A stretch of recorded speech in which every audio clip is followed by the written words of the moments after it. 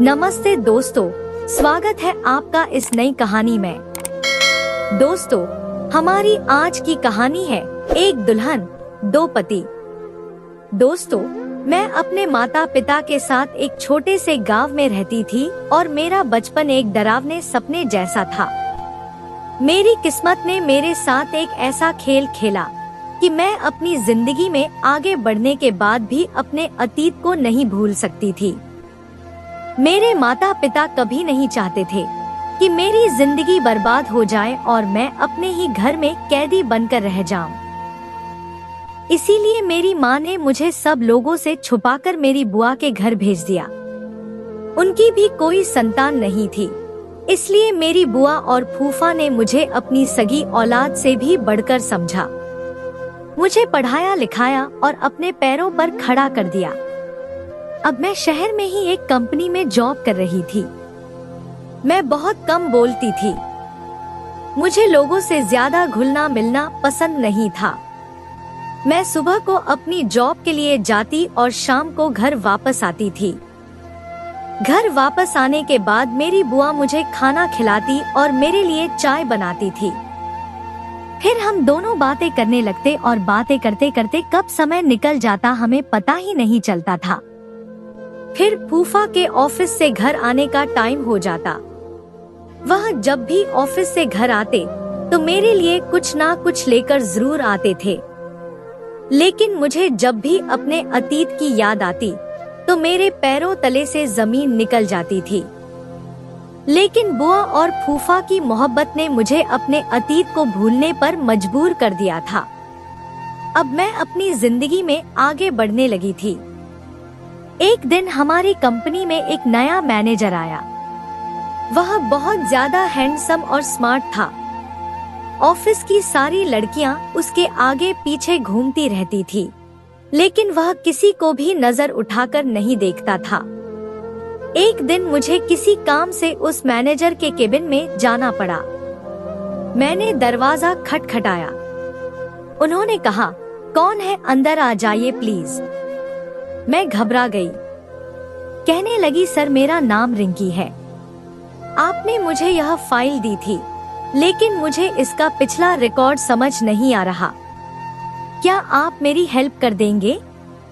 उन्होंने कहा, जी जी बिल्कुल, क्यों नहीं, मैं आपको सब कुछ समझा देता हूँ। वह फाइल देखकर मुझे काम समझाने लगे और मैं उनको देखने लगी। मेरी नजरें उनके ऊपर से हट ही नहीं रही थी। वह सच में बहुत ज्यादा हैंडसम थे। इतनी देर में उन्होंने चुटकी बजाकर मुझसे कहा, हेलो रिंकी, आप किसके ख्यालों में गुम हो गई? मैं अचानक से अपने ख्यालों से बाहर आई और उनसे कहने लगी, जी सर, मुझे सब कुछ समझ आ गया। आप फिक्र न करें, मैं सारा काम कंप्लीट कर दूंगी। मेरा दिल तो उस दिन से ही मैनेजर रंजन की मोहब्बत में डूब गया। पर जैसे ही मुझे अपने अतीत की याद आती, मैं डर जाती थी। मैं अपनी बुआ से अपनी हर बात शेयर करती थी। उनके अलावा मेरा कोई और नहीं था, इसीलिए वह मेरी सबसे अच्छी दोस्त भी थी। जब मैंने उन्हें सब कुछ बताया तो वह मुझे समझाने लगी, अब तुम्हारी जिंदगी यही है, तुम अपने अतीत को भूल जाओ और अपने जीवन में आगे बढ़ो। लेकिन मेरे कदम डगमगाने लगते थे। मुझे कुछ भी समझ नहीं आ रहा था। इसी तरह दिन गुजर रहे थे। रंजन अब मुझ पर बहुत भरोसा करने लगे थे, क्योंकि मैं अपना काम बहुत ईमानदारी से करती थी। वह कंपनी की हर बात मेरे साथ शेयर करने लगे थे। एक दिन मैं उनके केबिन की तरफ जा रही थी। मैं उन्हें देखकर दंग रह गई। वह शायद कुछ सोच रहे थे और दिल ही दिल में मुस्कुरा रहे थे। उनको देखकर मेरी नजर उन पर ही ठहर गई और मैं भी मुस्कुराने लगी और सोचने लगी कि काश जैसा मैं सोच रही हूँ वैसा ही हो। जो मेरे दिल में है वही इनके दिल में भी हो। दोस्तों, मैं वहाँ खड़ी खुद से ही बातें कर रही थी।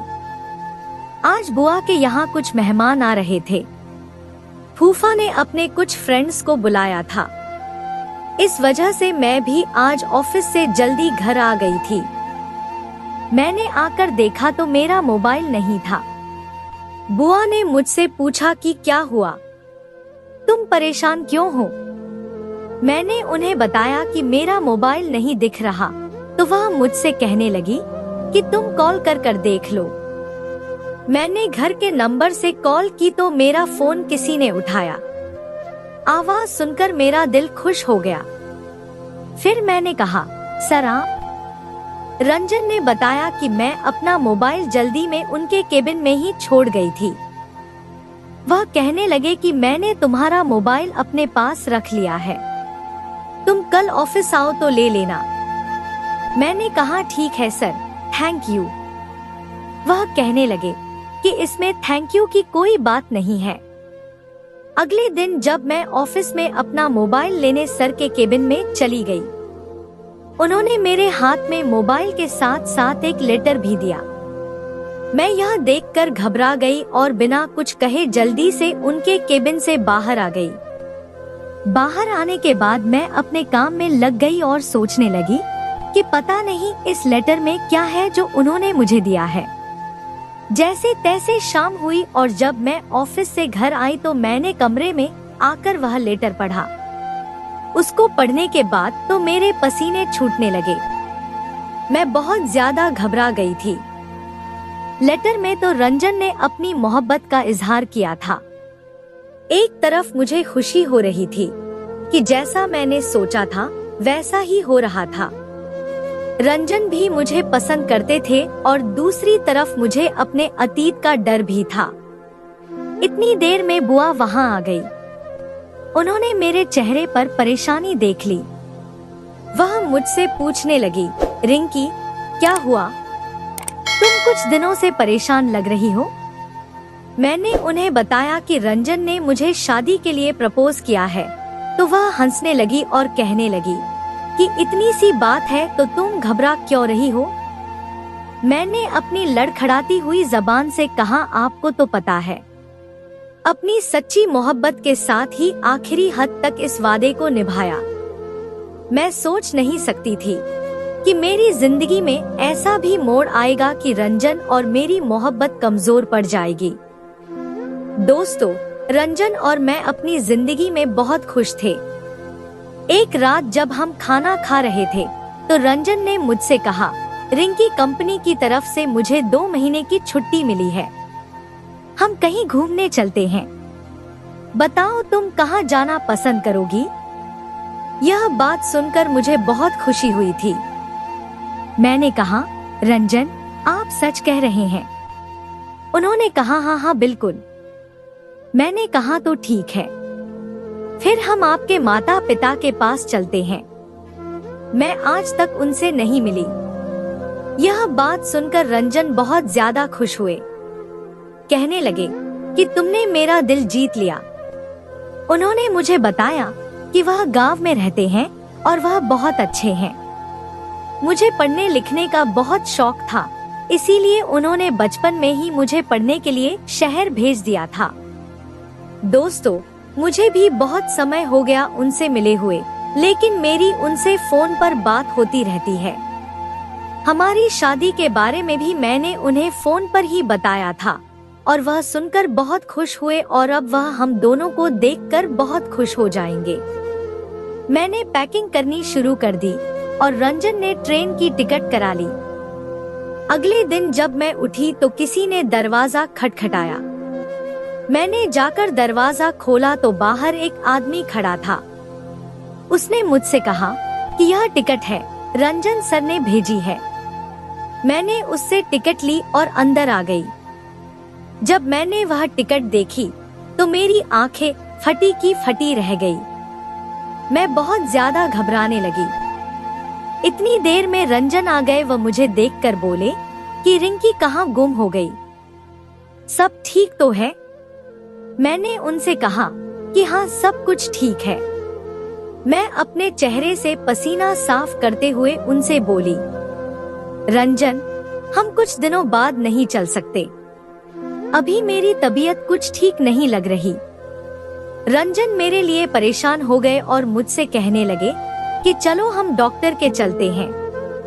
मैंने कहा कि नहीं, बस थोड़ी सी थकान महसूस हो रही है, आराम करूंगी तो ठीक हो जाऊंगी। रंजन ने मेरे लिए चाय बनाई और मुझे दवाई दी। मैं अपने कमरे में जाकर आराम करने लगी। मैं सोच में पड़ गई थी। मेरे दिमाग में हजारों सवाल चल रहे थे। मैंने बुआ का नंबर लगाया तो बुआ का नंबर नहीं लग रहा था।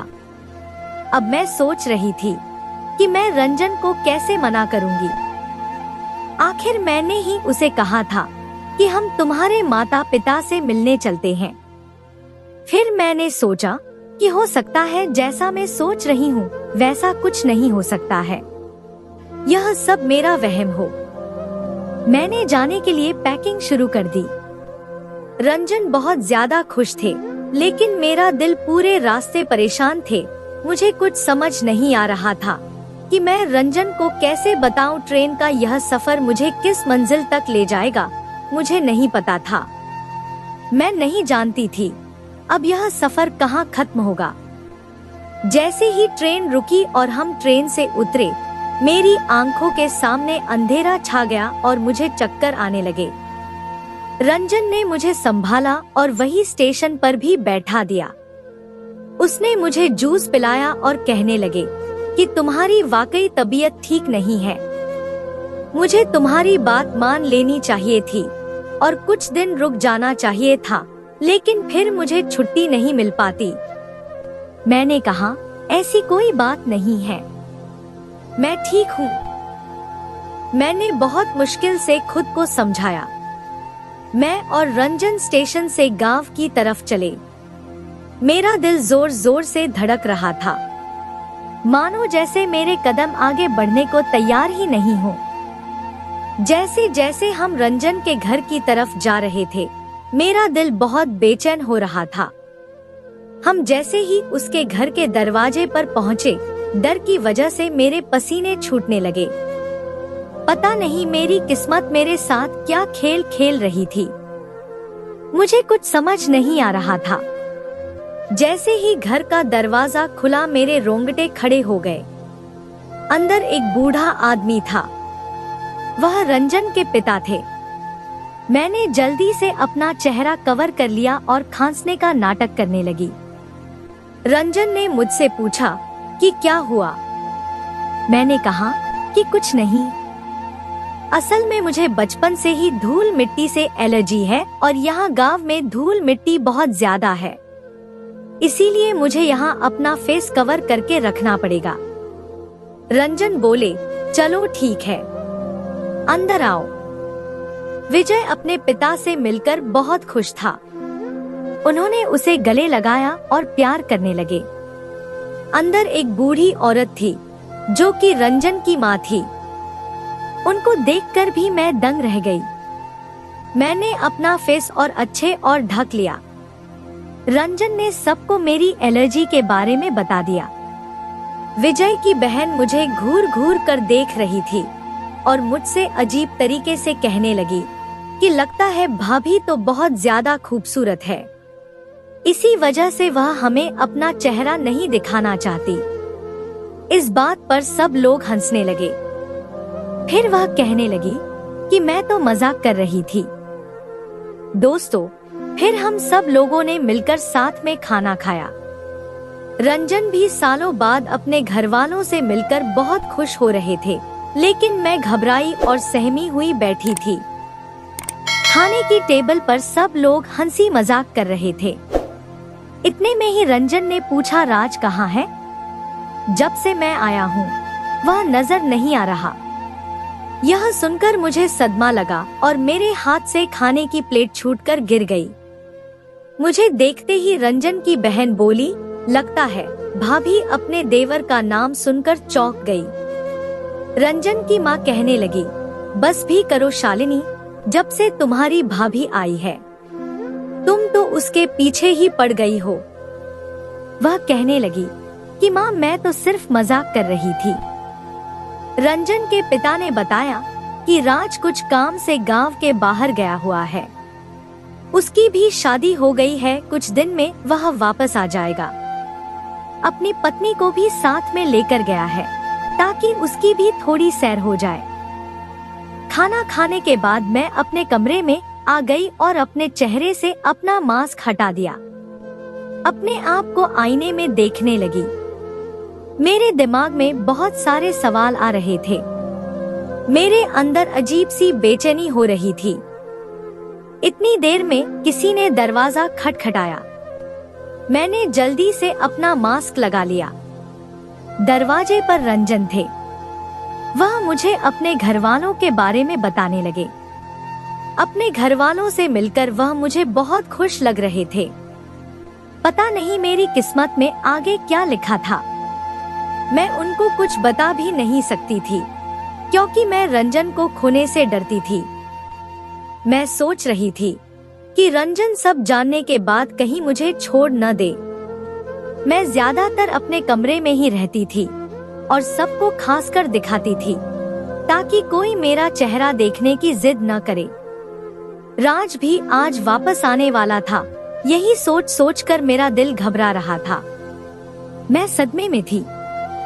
मैं अपने डरावने अतीत के बारे में सोच रही थी। मैं दिल ही दिल में उलझन में पड़ रही थी। लेकिन जब से मैं इस घर में आई थी, मुझे मेरी ननद का बर्ताव बहुत अजीब लग रहा था। वह हमेशा ही मुझसे कुछ न कुछ कहती रहती थी और फिर मजाक का बहाना बना लेती।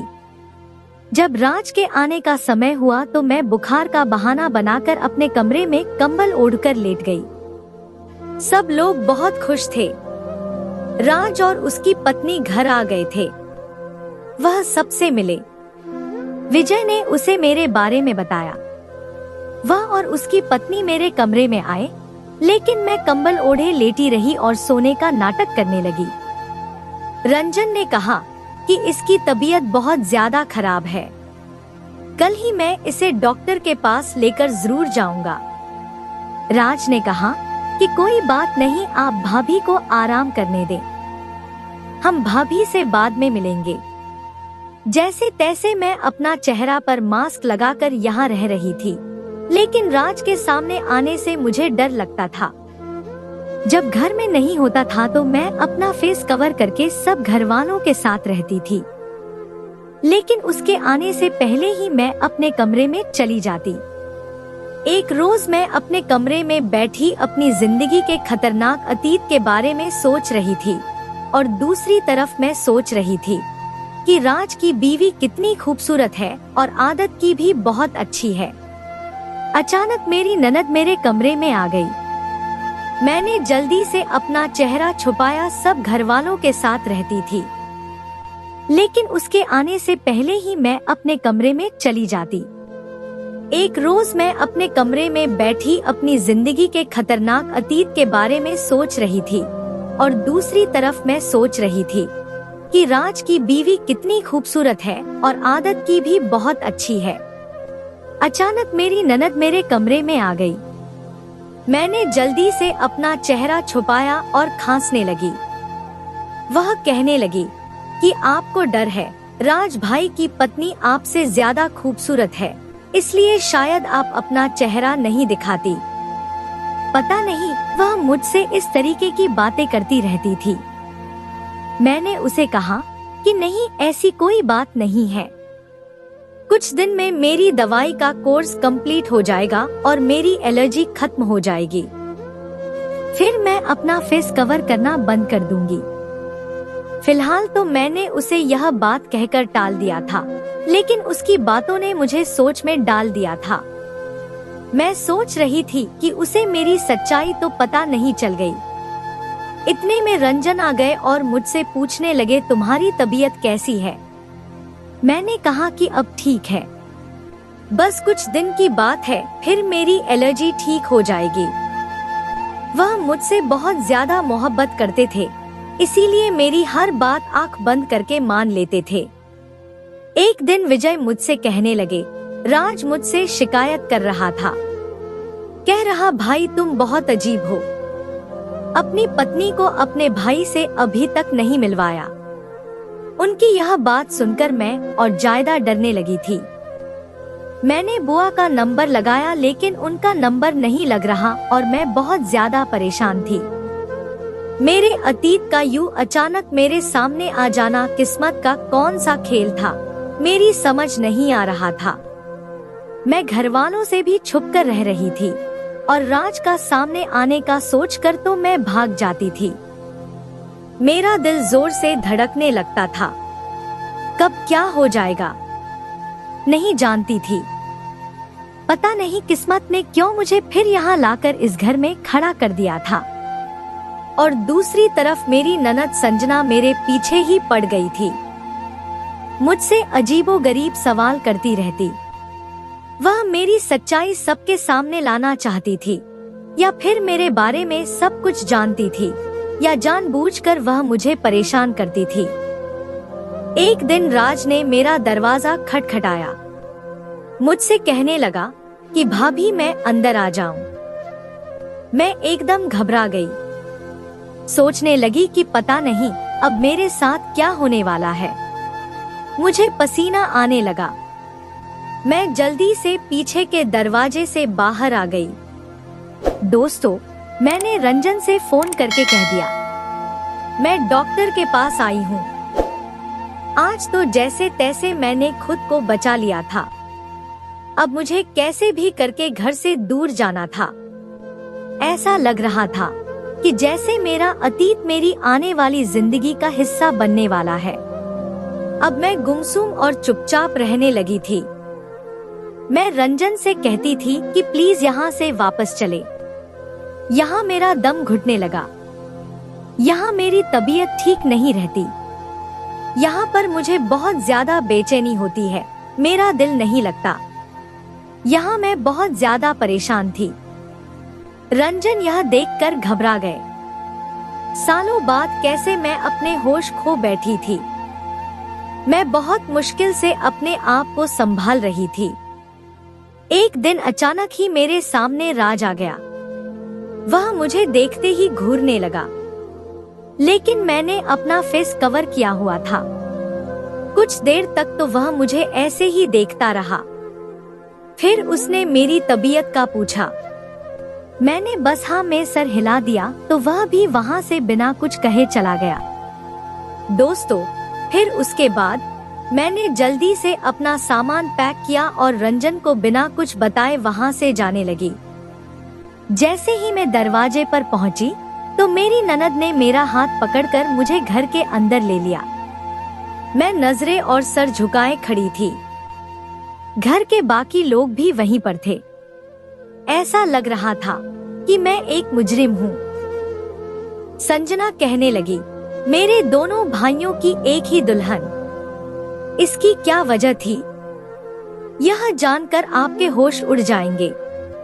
उसकी बात सुनकर मैं चीख पड़ी और कहने लगी कि नहीं, ऐसा कुछ नहीं है, यह झूठ बोल रही है। रंजन ने मेरे मुंह पर थप्पड़ मारा। मैं रोने लगी थी। मैं किस्मत के हाथों मजबूर थी, क्योंकि अब मेरा सच सबके सामने आना वाला था। रंजन ने कहा, यह क्या कह रही है? आखिर सच क्या है? इसकी बात का क्या मतलब है? मैं सिसकियों के साथ रोने लगी और मैंने अपने चेहरे से मास्क हटा दिया। मैं राज की तरफ देखने लगी। मैं सोच रही थी कि राज मेरी सफाई में सबको सच बताएगा, लेकिन उसकी झुकी नजर देखकर मैं समझ गई थी, क्योंकि उसका झुका सर और झुकी हुई नजरें इस बात को बयान कर रही थी कि मेरा ही कसूर है। मैंने रंजन से कहा कि मैं इन सब की अकेले जिम्मेदार नहीं हूँ। यह लोग भी मेरे अतीत में जो कुछ हुआ है उसके जिम्मेदार हैं। वह कहने लगा कि तुम्हारा क्या मतलब है? यह सब क्या कह रही हो? आखिर यह सब कुछ क्या चल रहा है? कोई मुझे सच बताएगा। वह एकदम गुस्से में चीख पड़ा। मैं जोर जोर से रोने लगी और सबके आगे हाथ जोड़कर कहने लगी कि प्लीज आप मेरी शादी को बचा लो। मेरी गलती सिर्फ इतनी सी है कि मैंने अपने अतीत को भूलकर आगे की जिंदगी में कदम रखा और रंजन से शादी कर ली। मुझे रोता बिलखता हुआ देखकर मेरी सास को मेरे ऊपर तरस आ गया। वह मेरे पास आई और मुझे गले लगाकर दिलासा देने लगी और रंजन को मेरा सारा सच बताने लगी और कहने लगी कि यह लड़की सच कह रही है। सालों पहले जब हमने तुम्हें शहर भेज दिया था, इस गांव में एक अजीब ही दस्तूर था। माता पिता अपने बच्चों की बचपन में ही शादियां कर देते थे।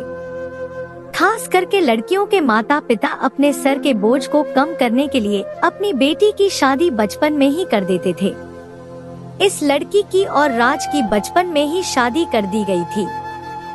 लेकिन जब बच्चे जवान होते थे तो वह इस बचपन की शादी को मानने से इनकार कर दिया करते थे। अगर उनके माता पिता उनसे जोर जबरदस्ती करते हैं तो वह तंग आकर घर छोड़कर चले जाते थे या फिर अपनी पत्नी को तलाक दे देते थे। वह बताने लगी कि इसी तरह राज और रिंकी के साथ भी किस्मत ने यही खेल खेला। इनका भी बचपन बर्बाद हो गया। लेकिन राज ने घर से भागकर अपनी पसंद की लड़की से शादी कर ली और यह बेचारी किस्मत की मारी राज का इंतजार करती रही। गांव वालों ने इसको ताने दे देकर इसका जीना हराम कर रखा था। यहाँ तक इसके खुद के घर वालों ने और रिश्तेदारों ने भी इसका साथ नहीं दिया और यह यहाँ हमारे घर आ गई। लेकिन हमने यहाँ भी इसको चैन से जीने नहीं दिया और कुछ दिन बाद राज ने भी इसको भुला दिया और कहने लगा कि मेरा इससे कोई रिश्ता नहीं है और हमने इस लड़की को यहाँ से धक्के देकर निकाल दिया। यह बेचारी दर दर की ठोकर खाती रही। दोस्तों, फिर मैंने रंजन को आगे का सच बताया कि इसके बाद मेरी माँ ने मुझे बुआ के पास शहर भेज दिया और मुझे अपनी कसम दी कि मैं अपने अतीत को भूलकर अपनी जिंदगी में आगे बढ़ जाऊंगी और कभी भी सच को किसी के सामने नहीं बताऊंगी। रंजन कहने को किसी के सामने नहीं बताऊंगी। रंजन कहने लगा कि इतना बड़ा सच तुमने मुझसे छुपाया। ये सब लोग तुम्हारे गुनहगार हैं, लेकिन तुम मेरी गुनहगार हो। मैंने तुमसे सच्ची मोहब्बत की और तुमने मुझे कुछ भी बताना जरूरी नहीं समझा। और तो और तुम मेरे भाई की पहली पत्नी हो। यह सब कुछ जानकर तुम कैसे मेरे साथ रह सकती थी? तुमने अपने साथ साथ मुझे भी इस पाप का भागीदार बना लिया। जब तुम्हारी पहले शादी हो गई थी तो तुम मुझसे कैसे शादी कर सकती थी? यह सुनकर मैंने राज की तरफ देखा। वह चौंकने लगा और बहुत घबराया। मेरे और राज के अलावा संजना भी सारा सच जानती थी। मैंने संजना को घूर कर देखा।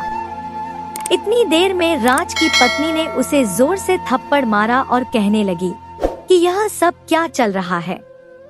तुमने मुझे धोखा दिया।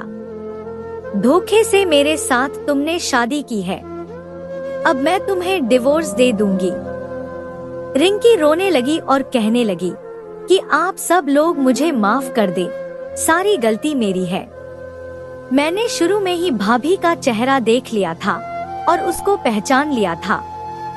मैं उनका सच घरवालों के सामने लाकर उनसे बदला लेना चाहती थी। मैं संजना को देखने लगी और सोचने लगी, क्या पता नहीं यह कौन सा सच बताने वाली है।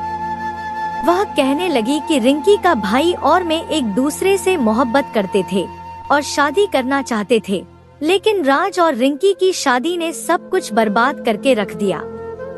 इन दोनों की वजह से हमारी भी शादी नहीं हो सकी। उसी समय मैंने सोच लिया था कि मैं इससे बदला लेकर रहूंगी। जब मैंने पहली बार इसे देखा तो मेरे दिल में सालों पुरानी नफरत जाग गई और मैंने सोच लिया कि मैं इससे बदला लेकर रहूंगी। लेकिन मेरी इस गलती से बहुत लोगों की जिंदगी बर्बाद हो जाएगी। प्लीज आप सब लोग मुझे माफ कर दें। वो राज पर चिल्लाने लगी और उसे कहने लगी कि राज सच बताओ, तुम्हारी और रंजन की नहीं तो इन दोनों मासूम लड़कियों की जिंदगी बर्बाद हो जाएगी। अगर तुमने आज सबको सच नहीं बताया तो सब बर्बाद हो जाएगा। मेरी नजर राज पर जमी हुई थी। उसके माता पिता भी बहुत ज्यादा शर्मिंदा थे। राज की पत्नी भी उसको पकड़कर झंझोड़ रही थी। इतनी देर में मैं चक्कर खाकर जमीन पर गिर गई और बेहोश हो गई। कुछ देर बाद मुझे होश आया तो मुझे डॉक्टर की आवाज आई। वह सबको बता रही थी कि आप सभी इनका बहुत ज्यादा ख्याल रखें, यह प्रेग्नेंट है। मेरी आंख खुल गई और यह सुनकर तो मेरी हालत और ज्यादा खराब होने लगी। संजना और रंजन की माँ मुझे संभालने लगी। रंजन भी अपना सर पकड़कर बैठ गया। ऐसा लग रहा था कि जैसे कयामत टूट पड़ी हो। एक ही लड़की 2 भाइयों की पत्नी कैसे हो सकती है? रंजन मेरे आगे हाथ जोड़कर कहने लगा कि आगे का सच क्या है। तभी संजना कहने लगी, रंजना भाई, राज गुनहगार है, इसने ही इसके साथ यह सब कुछ किया है और अब ये चुपचाप खड़ा है। रंजन ने गुस्से में राज को जोर से थप्पड़ मारा। राज जमीन पर गिर गया और रंजन के पैर पकड़कर माफी मांगने लगा और कहने लगा कि मैं ही रिंकी का गुनहगार हूँ। उसने बताया कि सालों पहले जब मैंने अपनी दूसरी शादी करने का सोचा था, उसी समय मैंने उसको डिवोर्स पेपर भिजवा दिए थे। अब यह मेरी पत्नी नहीं है, यह आपकी पत्नी है और यह बच्चा भी आपका ही है। बस किस्मत ने हमारे साथ यह खेल खेला है। मुझे और रिंकी को इस पाप से बचा लिया। राज ने मुझसे भी मेरे पैर पकड़कर माफी मांगी और उसके माता पिता ने भी अपनी गलती का एहसास करके मुझसे माफी मांगी। मैं बार बार रो रही थी। रंजन के दिल में मेरे लिए मोहब्बत जाग गई थी। वह भी जान चुका था कि इन सब में मेरी कोई गलती नहीं थी। मैंने तो सिर्फ अपनी माँ की कसम की खातिर सब कुछ छुपाया था। मेरा और राज के बीच में अब कोई भी रिश्ता बाकी नहीं रहा था। सालों पहले ही मेरी और राज की डिवोर्स हो चुकी थी। मैंने भी सबको माफ करके अपना दिल साफ कर लिया। राज ने अपनी पत्नी से भी माफी मांगी और उसने भी उसे माफ कर दिया। अब हम सब अपनी जिंदगी में बहुत ज्यादा खुश थे। कुछ महीनों बाद ही हम सब लोग शहर आ गए। अब हम सब लोग हंसी खुशी रहने लगे थे। मैंने एक बेटी को जन्म दिया था और राज के घर में भी एक बेटा पैदा हुआ था। रंजन के माता पिता को अपनी गलतियों का बहुत ज्यादा एहसास था, इसीलिए उन्होंने सोचा था कि वह अपने पोता पोती को पढ़ा लिखा कर गांव के रीति रिवाज से दूर ही रखेंगे और हो सकेगा तो गांव के इस रीति रिवाज को खत्म कर देंगे ताकि आने वाले बच्चों की जिंदगियां बर्बाद न हो सके। दोस्तों, और ऐसा ही हुआ। रंजन ने अपने गांव जाकर सबको बहुत समझाया और इस रिवाज को खत्म कर दिया और आने वाली नस्लों की जिंदगियों को तबाह होने से बचा लिया। गांव वालों की सोच बदलकर उनको अपने बच्चे की पढ़ाई लिखाई पर ध्यान देने को कहा। जब हमारे बच्चे बड़े हो गए तो हमने अपने बेटे बेटी को देश से बाहर पढ़ने के लिए भेज दिया। पुराने और दकियानूसी रीति रिवाज इंसान पर ध्यान देने को कहा। जब हमारे बच्चे बड़े हो गए तो हमने अपने बेटे बेटी को देश से बाहर पढ़ने के लिए भेज दिया। पुराने और दकियानूसी रीति रिवाज इंसान की जिंदगी को बर्बाद कर रख देते हैं। हम अपना अतीत कितना भी भूलना चाहे, एक दिन वह हमारे आ ही जाता है, लेकिन किस्मत का लिखा कोई नहीं बदल सकता। जो होगा वो होकर ही रहता है। तो दोस्तों, ये थी हमारी आज की कहानी। आपको सुनकर कैसी लगी हमें कमेंट करके जरूर बताएं। दोस्तों, हमारी वीडियो को ज्यादा से ज्यादा अपने दोस्तों में शेयर करें और हमारे चैनल को भी सब्सक्राइब कर लें ताकि आने वाली वीडियो का नोटिफिकेशन आप तक तुरंत पहुंचे। मैं मिलती हूं आपसे अगली वीडियो में, तब तक के लिए धन्यवाद।